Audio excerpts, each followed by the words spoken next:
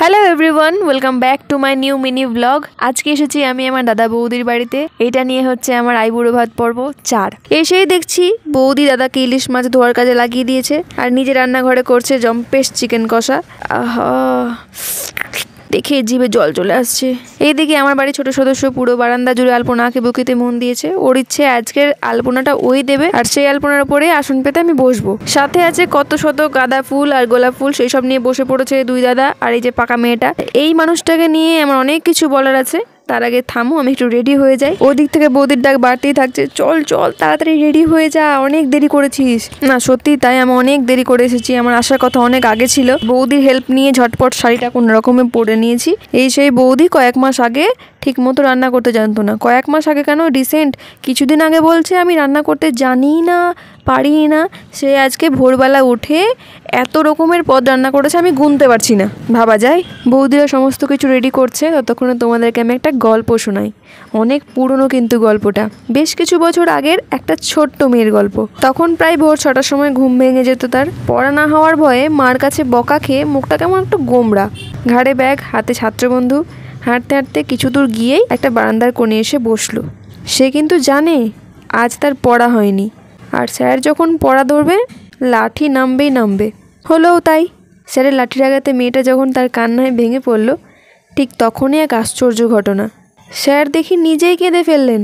বাচ্চা মেয়েটির চোখ মুছিয়ে বললেন, তোকে মারলে বুঝি আমার কষ্ট হয় না? কেন এমন করিস? মন দিয়ে পড়, অনেক বড় হতে হবে তোকে, বাবা মাকে দেখতে হবে, মানুষ হতে হবে। এমনি এমনি কি তোকে আর মারি? মেয়েটা না সব সাবজেক্টেই ভালো ছিল, শুধু অঙ্কই তার কাঁটার মতো ভয়। এই জন্যই তো বাড়িতে কত বকা, কত মার। একদিন অঙ্ক না পারার ভয়ে সে মার কাছে বসে বসে কাঁদছিল। সে তার প্রাইভেটের স্যারকে দাদা বলে ডাকতো।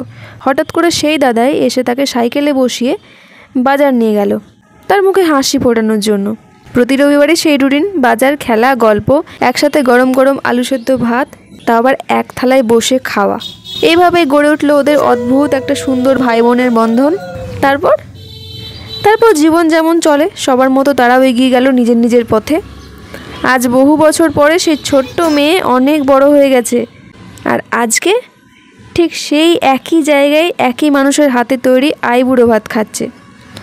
একই মানুষ তার মাথায় হাত রেখে আশীর্বাদ দিচ্ছে, মন দিয়ে সংসার করিস, সুখে থাকিস, ছেলেটাকে ভালো রাখিস। সময় কি সত্যিই এত দ্রুত দৌড়ায়?